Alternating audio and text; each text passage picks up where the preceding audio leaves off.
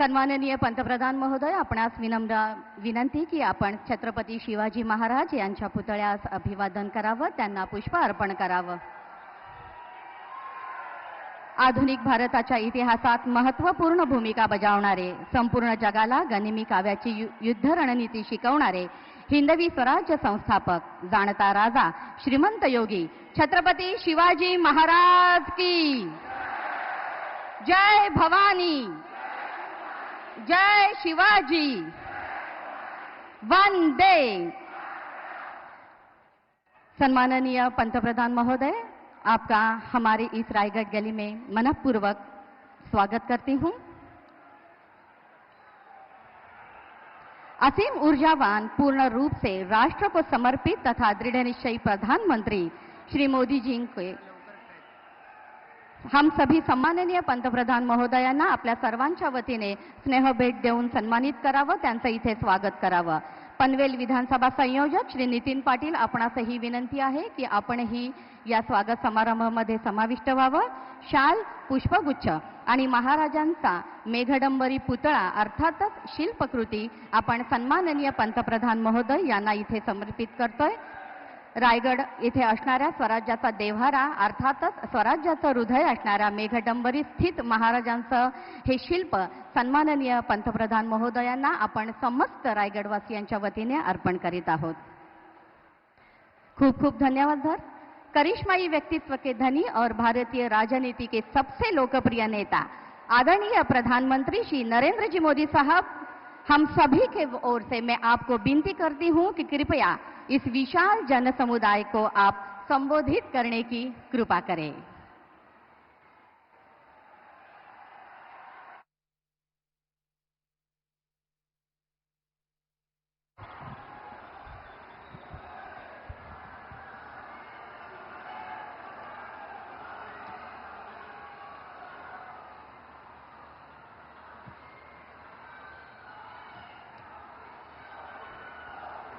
भारत माता की, भारत माता की जय। भवानी, जय भवानी,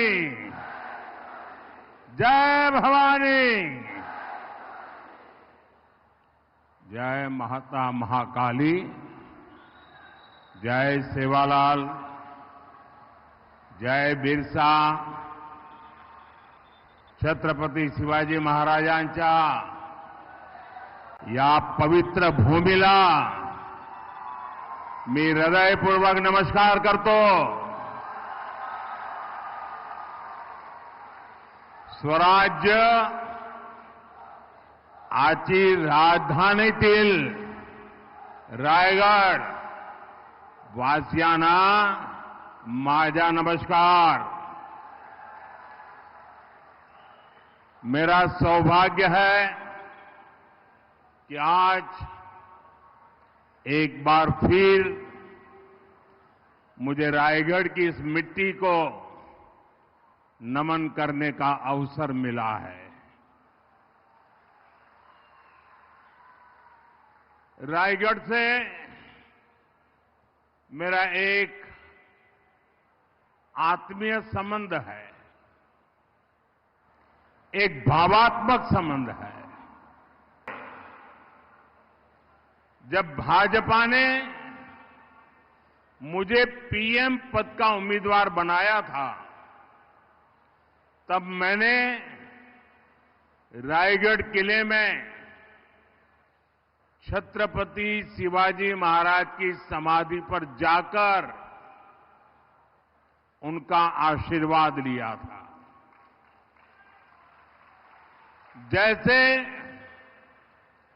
कोई भक्त भगवान की मूर्ति के आगे बैठता है, वैसे ही छत्रपति शिवाजी महाराज की समाधि के सामने बैठकर मैंने राष्ट्र सेवा के लिए उनसे आशीर्वाद मांगे थे।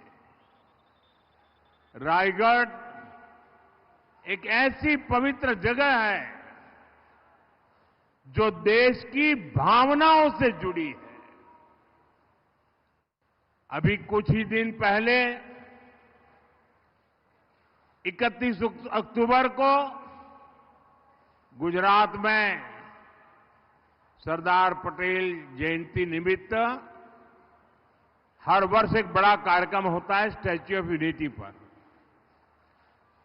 देश भर के पुलिस की एक परेड होती है वहां, एकता परेड। उस एकता परेड के मुख्य कार्यक्रम में, उसकी पृष्ठभूमि में रायगढ़ के किलों को वहां बनाया गया था। और आज जब इतनी बड़ी संख्या में रायगढ़ के लोगों का आशीर्वाद हमें मिल रहा है, ये बता रहा है कि महाराष्ट्र को अब विकास की नई ऊंचाइयां छूने से कोई रोक नहीं सकता है। साथियों, एक प्रकार से ये शहरी क्षेत्र बन गया है और शहरी क्षेत्र में दोपहर को 3 बजे 2 बजे से लोगों का आना और इतनी बड़ी विराट रैली करना, मेरी नजर जहां पहुंचती है ऐसा लग रहा है जैसे केसरिया समंदर लहरा रहा है।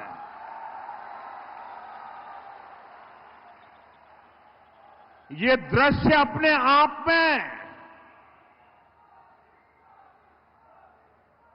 23 तारीख को नतीजे क्या आने वाले हैं, इसकी गारंटी यहां दिखाई दे रही है।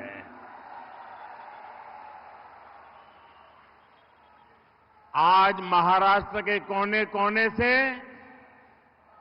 एक ही आवाज आ रही है, भाजपा महायुती आए तर गती आहे, महाराष्ट्राची प्रगति आहे। साथियों, आज क्रांति गुरु लहूजी वस्ताद साल्वे जी की जन्म जयंती भी है। मैं उनको भी नमन करता हूं। आज इस अवसर पर मैं महाराष्ट्र के सपूत लोक नेता दीबा पाटिल जी को भी श्रद्धांजलि देता हूं। उनका त्याग और बलिदान, उनका परिश्रम हमें महाराष्ट्र के संकल्पों को पूरा करने के लिए नित नई ऊर्जा देता है। साथियों, छत्रपति शिवाजी महाराज ने हमें स्वराज की शपथ दिलाई थी। हमें विकसित भारत के निर्माण के लिए स्वराज के साथ साथ सुराज के संकल्प को आगे बढ़ाना है। और सुराज का संकल्प तब पूरा होगा जब हमारा गरीब आगे बढ़ेगा।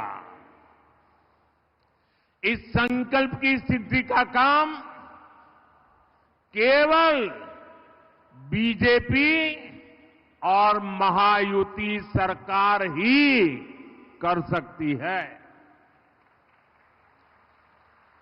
आप भी जानते हैं, कांग्रेस पार्टी ने तो हमेशा गरीब को गरीब बनाए रखने के एजेंडे पर ही काम किया है। पीढ़ी दर पीढ़ी ये लोग केवल गरीबी हटाओ का झूठा नारा देते रहे, बोलते रहे, गाते रहे। गरीबी हटाओ के नारे के नाम पर कांग्रेस ने गरीबों को ही लूट लिया। इसलिए मेरा गरीब जिंदगी की मुश्किलों से बाहर नहीं आ पाया। रोटी, कपड़ा, मकान, आजादी के 70 साल बाद भी देश के ज्यादातर लोग इसी को पाने में जूझते रहे। पिछले 10 वर्षों में पहली बार ये हालात बदले हैं। पहली बार कोई सरकार 25 करोड़ लोगों को गरीबी से बाहर लाई है। हमने 4 करोड़ बेघर लोगों को पहली बार पक्के मकान का सुख दिया, सुरक्षा दी। हमने 12 करोड़ गरीबों के घर में शौचालय बनाकर उन्हें सम्मान से जीने का अधिकार दिया। जल जीवन मिशन चलाकर हमने 12 करोड़ घरों में पहली बार पाइप से पानी पहुंचाया। आज देश में करीब करीब हर व्यक्ति के पास अपना बैंक खाता है। रेहड़ी पटरी वाला व्यक्ति भी, एक मेहनतकश मजदूर भी अब मोबाइल पर यूपीआई से पेमेंट कर रहा है। गरीब अब खुद भी आगे बढ़ रहा है, देश को भी आगे बढ़ा रहा है। और इन योजनाओं का सबसे बड़ा लाभार्थी कौन है? इसका सबसे बड़ा लाभार्थी है हमारा दलित समाज, हमारा आदिवासी समाज, हमारा पिछड़ा समाज, हमारे वंचित समुदाय के लोग। महायुति सरकार की नीतियां आज शोषितों वंचितों की ताकत बन रही है।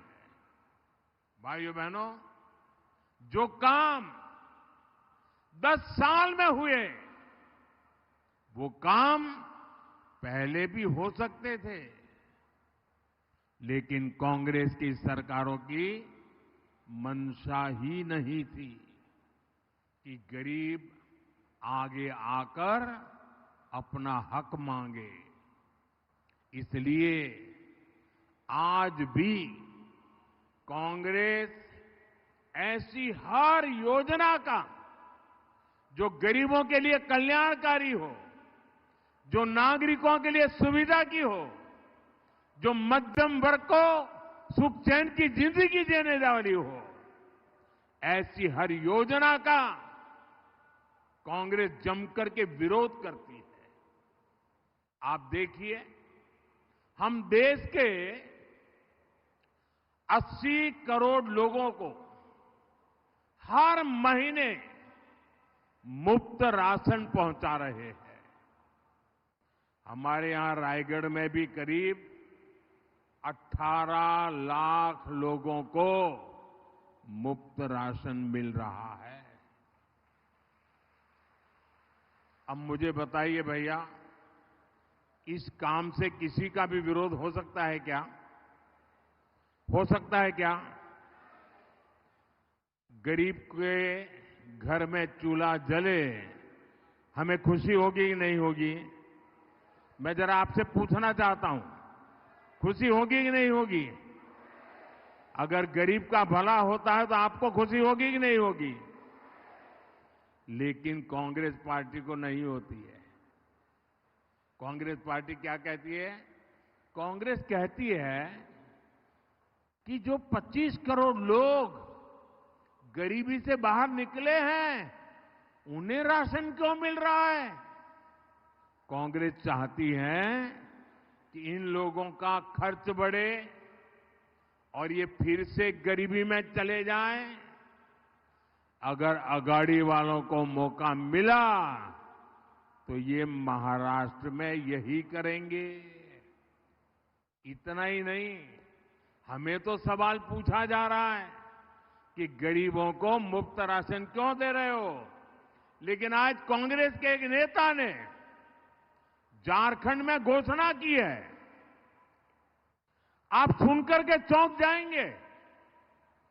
उसने झारखंड में घोषणा की है कि वे सस्ते गैस सिलेंडर हिंदुओं को देंगे, मुसलमानों को देंगे, और आगे क्या कहते हैं, जो घुसपैठिए हैं उनको भी देंगे। आप मुझे बताइए भाई, ये जो घुसपैठियों की आरती उतारते हैं, क्या ऐसे लोगों को देश में कहीं पर भी अवसर मिलना चाहिए क्या? जरा दोनों हाथ ऊपर करके पूरी ताकत से बताइए, ऐसे लोगों को कहीं पर भी अवसर मिलना चाहिए क्या? खुलेआम उनका एक नेता घोषणा कर रहा है कि जो घुसपैठिए हैं, रोहिंग्या है, बांग्लादेशी है, उनको हम सस्ते में गैस सिलेंडर देंगे। ये वोट पाने के लिए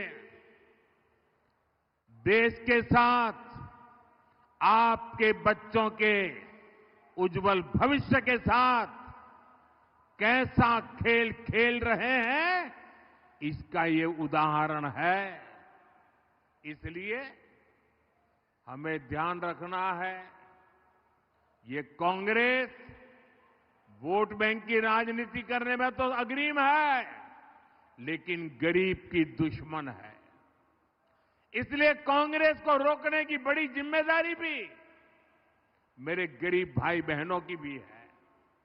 साथियों, बीजेपी और महायुति सरकार के लिए महाराष्ट्र का विकास ही पहली प्राथमिकता है।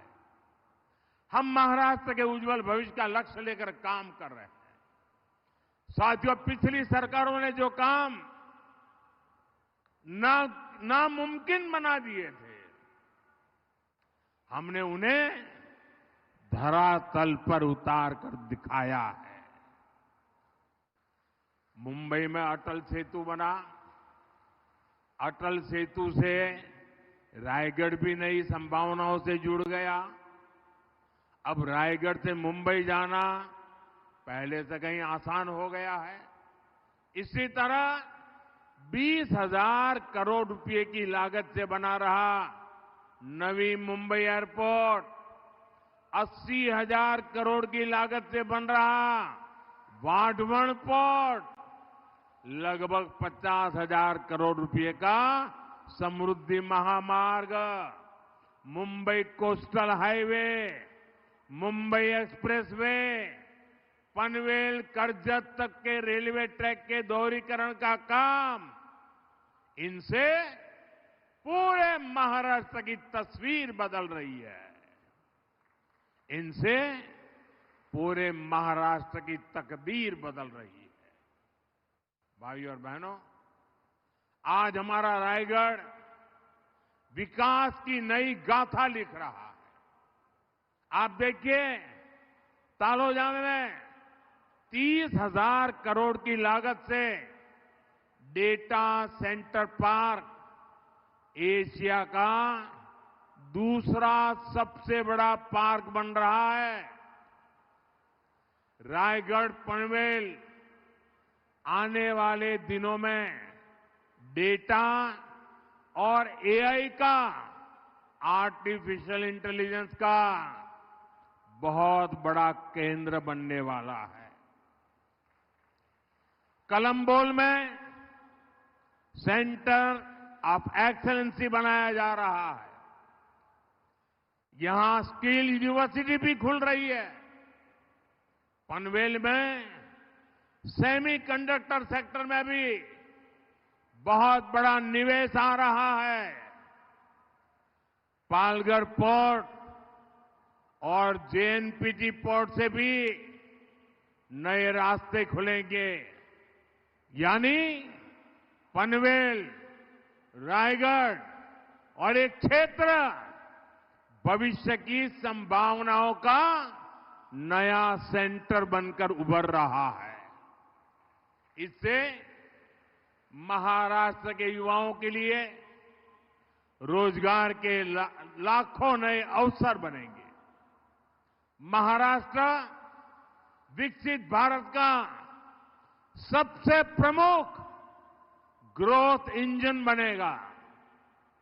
साथियों, पनवेल, रायगढ़ का ये पूरा इलाका समुद्री संपदा से भरपूर है।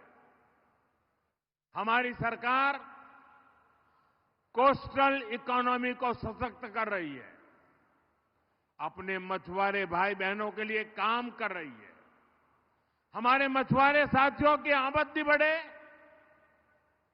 उन्हें समुद्र में कम से कम मुश्किलें हो, इसके लिए आधुनिक बोट से लेकर आधुनिक नेविगेशन तक की व्यवस्था की गई है।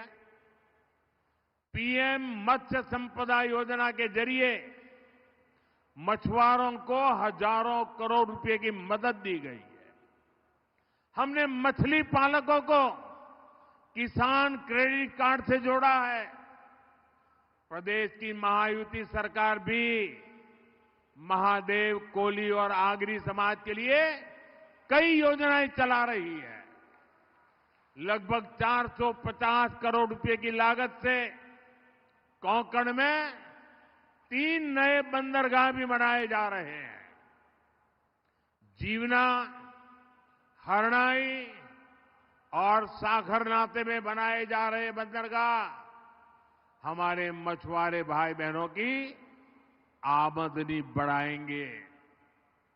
इन सारे प्रयासों से ब्लू इकोनॉमी को भी बढ़ावा मिलेगा। साथियों, आज हमारा भारत हर क्षेत्र में प्रगति के नए रिकॉर्ड बना रहा है, क्योंकि आज देश में महिलाओं को आगे बढ़ाने वाली सरकार महिलाओं के सशक्तिकरण के लिए काम कर रही है। हमारी सरकार ने गरीबों को घर देने के लिए पीएम आवास योजना शुरू की। हमने तय किया कि इस योजना के तहत मिलने वाले घरों की रजिस्ट्री घर की महिलाओं के नाम भी होगी। हमने देश भर में शौचालय बनवाए। ये कांग्रेस वाले उसका मजाक उड़ाते थे, लेकिन आज वही शौचालय करोड़ों माताओं बहनों के लिए इज्जत घर का काम कर रहा है और उत्तर प्रदेश में तो उसको इज्जत घर के नाम से जाना जाता है। साथियों, हमारी बहनें देश की आर्थिक प्रगति को गति दे रही है। केंद्र सरकार की मुद्रा लोन योजना का लाभ भी करोड़ों महिलाओं को मिल रहा है। अब हम 3 करोड़ महिलाओं को लखपति दीदी बनाने की योजना पर काम कर रहे हैं। और 3 करोड़ लखपति दीदी बनने का मतलब ये वन टाइम नहीं है। हर वर्ष उस दीदी की वार्षिक आय 1 लाख रुपए से ज्यादा हो, ऐसी व्यवस्था, ये काम 3 करोड़ लखपति दीदी बनाने का सपना है मेरा। ड्रोन जैसी नई टेक्नोलॉजी आज हमारे देश में उसकी चर्चा है। इसका लाभ भी महिलाओं को मिले, इसके लिए ड्रोन दीदी योजना का काम चल रहा है। माताओं बहनों, महाराष्ट्र में महायुति सरकार महिलाओं को डबल लाभ दे रही है। इसका उदाहरण है महाराष्ट्र की माझी लाड़की बहन योजना। और इससे आपके खर्चों में मदद मिलती है, अपने काम को आगे बढ़ाने में मदद मिलती है। लेकिन कांग्रेस और अघाड़ी वाले बहनों के लिए ये जो योजना बनी है, इसका भी विरोध कर रही है। इनके लोग इस योजना को रुकवाने के लिए कोर्ट तक चले गए थे। आप सोचिए, अघाड़ी वालों के इरादे कितने खतरनाक हैं। इसलिए मैं माताओं बहनों को विशेष आग्रह से कहता हूं, ये आपके भविष्य के हर चीज को रोकने के लिए इंतजार करते बैठे हुए हैं। और इसलिए अघाड़ी वालों को मौका न मिले, ये महाराष्ट्र की महिलाओं ने ठान लिया है। और मुझे विश्वास है, जब महिलाएं ठान लेती है तो मैं नहीं मानता हूं ये कांग्रेस अघाड़ी वालों के लिए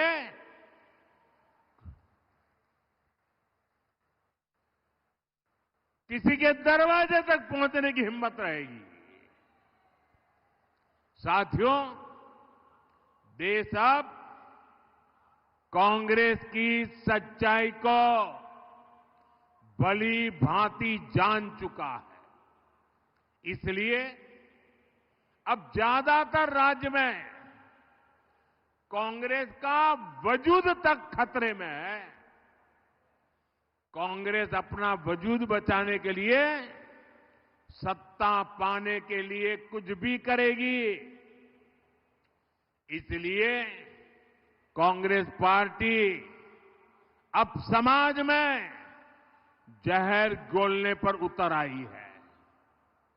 इन्हें सबसे ज्यादा खतरा एसटी, एससी, ओबीसी के ताकतवर होने से, उनके आगे बढ़ने से कांग्रेस कांप जाती है, गुस्से में आ जाती है।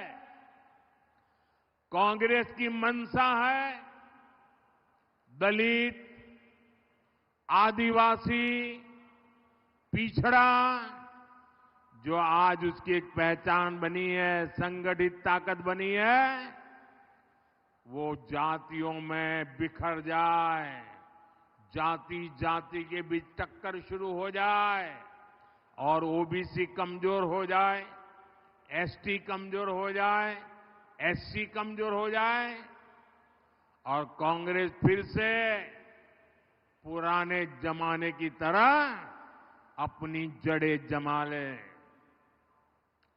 दलित, पिछड़ा, आदिवासी आपस में अगर एक नहीं रहेंगे, अगर कांग्रेस की ये झूठी बातों में भ्रमित हो गए, तो कांग्रेस इन सभी समाजों को तोड़ करके, बिखेर के दे करके वो सत्ता पाने का मौका ढूंढ लेगी।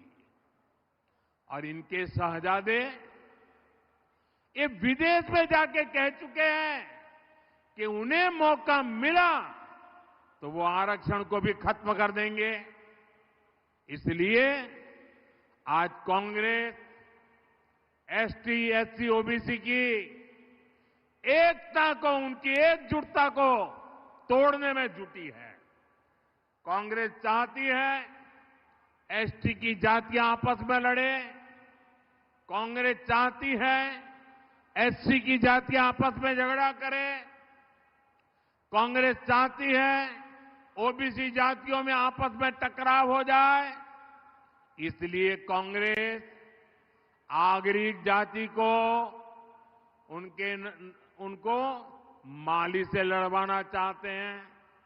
ये लोग तांडेल जाति को, कुंभार से लड़वाने के एजेंडा पर काम कर रहे हैं।